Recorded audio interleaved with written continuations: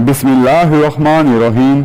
अस्सलाम वालेकुम व्यूअर्स, आज की इस वीडियो में हम section number 307 of Pakistan penal code 1860 को समझेंगे।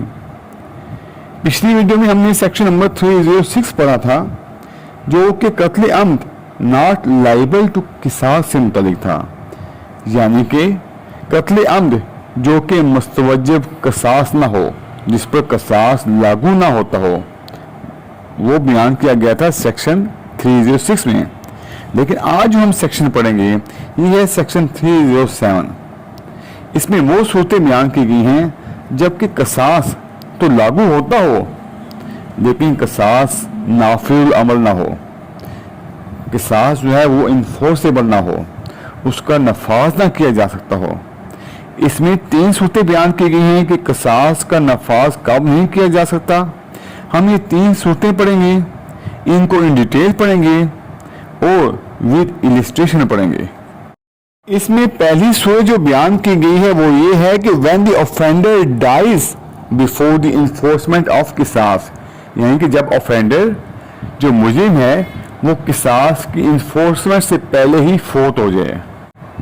देखें, जब कोई कातिल कत्ल अम्द करता है तो उसको कसास की सजा दी जाती है, लेकिन इससे पहले कि कसास पर अमल किया जाए वो जो कातिल है वो खुद ही फोत हो जाए, तो जाहिरी बात है कसास का नफाज जो है वो मुर्दा शख्स के खिलाफ तो हो नहीं सकता, और ना ही उस मुर्दा शख्स जो कातिल है उसकी औलाद को बतौर वारिस कत्ल की सजा दी जा सकती है। लिहाजा ऐसी सूरत में जो कसास है वो इन्फोर्सेबल ना होगा, उसको नाफिज नहीं किया जाएगा, चाहे कसास की सजा सुना दी गई हो। इसमें दूसरी सूरत जो बयान की गई है वो ये है, when any Wali voluntarily and without duress to the satisfaction of the court waives the right of qisas under section 309 or compounds under section 310, यानी कि दूसरी सूरत यह है कि मकतूल का जो वली है वो अदालत को इत्मीनान दिला दे, उसको सेटिस्फाइड कर दे कि उसने सेक्शन 309 के अहकामात के मुताबिक बगैर किसी जोर ज़बरदस्ती के अपने कसास के हक को ख़त्म कर दिया है, यानी कि अपने कसास के हक से वो दस्तबरदार हो चुका है। या फिर ऐसा जो वली है वो अदालत को इस बात का इत्मीनान दिला दे कि उसने सेक्शन 310 के तहत कातिल से सुलह कर ली है।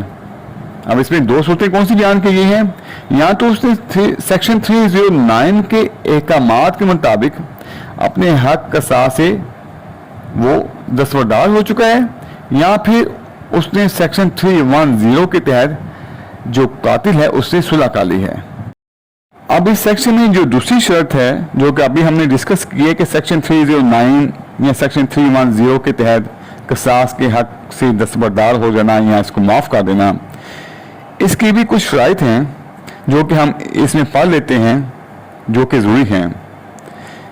पहली सूरत में तो शर्त यह है कि कसास का जो हकदार है वो अगर नाबालिग है तो ऐसी सूरत में उसका जो वली होगा, वली उसका बाप भी हो सकता है, उसका दादा भी हो सकता है, जो उसका वली होगा नाबालिग का वो कसास के हक को माफ़ नहीं कर सकता।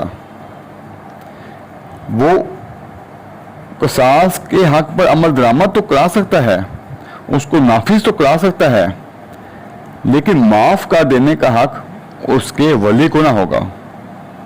आपको समझ आ चुकी होगी कि ऐसा शख्स जिसको कसास का हक हासिल हो और वो नाबालिग हो, तो ऐसी सूरत में उसका जो वली होगा, चाहे वो बाप हो चाहे दादा हो, वो कसास के हक को नाफिज करा सकता है, लेकिन उसको वो माफ़ नहीं कर सकता।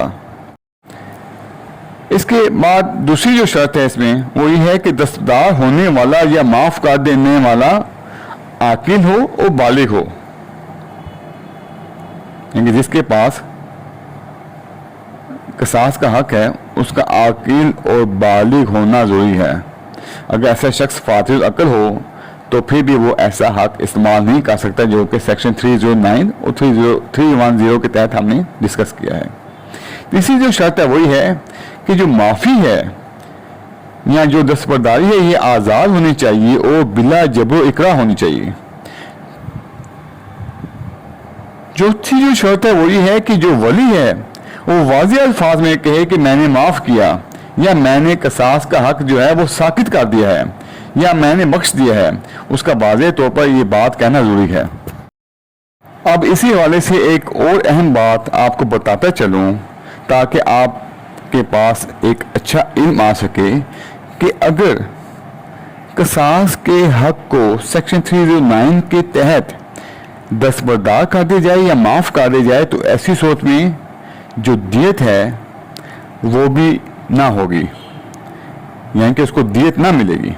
لیکن جب صلح کر لی جائے جو کہ سیکشن 310 کے تحت ہو, یعنی کہ دفعہ 310 کے تحت اگر قاتل سے صلح کر لی جائے تو ایسی صورت میں دیت واجب ادا ہو جاتی ہے. پھر دیت جو ہے وہ مجرم کو دینی پڑے گی. اب ہم ایک اور بات ڈسکس کر لیتے ہیں کہ اگر صورتحال ایسی ہو کہ ولی جو ہوں وہ ایک سے زائد ہوں تو ایسی صورت میں ایک سے زائد ولی ہونے کی صورت میں اگر ان میں سے کوئی ایک یا ایک سے زائد ولی اپنے قصاص کے حق سے دستبردار ہو جاتے ہیں اور باقی جو ہیں وہ معافی یا دستبرداری نہ کرتے ہیں, یعنی کہ کچھ اس میں سے دستبردار ہو جاتے ہیں یا ایک دستبردار ہو جاتا ہے قصاص کے حق سے جبکہ باقی ایسا نہیں کرتے, تو ایسی صورت میں بھی قصاص کا نفاذ نہ ہوگا جو کہ اس سیکشن میں بیان کیا گیا ہے. اگر ایک ولی اپنا حصہ معاف کر دے تو ایسی صورت میں جو دیگر ولی ہوں گے وہ دیت حاصل کرنے کے حقدار ہوں گے. اب اس سیکشن میں جو تیسری صورت بیان کی گئی ہے جب قصاص کا جو حق ہے وہ انفورسیبل نہیں ہوتا وہ یہ ہے when the right of qisas devolves on the offender as a result of the death of the wali of the victim or on the person who has no right of qisas against the offender. یعنی کہ تیسری صورت یہ ہے کہ مقتول کے ولی کی موت واقع ہو جائے, اس موت کے نتیجہ میں قصاص کا حق جو ہے وہ قاتل کو مل جائے, یعنی کہ اس کا رشتہ ایسا ہو اس ولی سے کہ اس ولی کی موت ہونے پر جو قصاص کا حق ہے وہ قاتل کو مل جاتا ہے, یا ایسا حق جو ہے وہ کسی ایسی شخص کو مل جاتا ہے جو کہ قاتل کے خلاف قصاص کا دعویٰ نہ کر سکتا ہے. ان صورتوں میں قصاص کا نفاذ نہ کیا جائے گا. اس کو ہم مثالوں سے سمجھ لیتے ہیں. مثال کے طور پر ایک شخص ہے جس کا نام زید ہے, وہ اپنے سالے کو قتل کر دیتا ہے.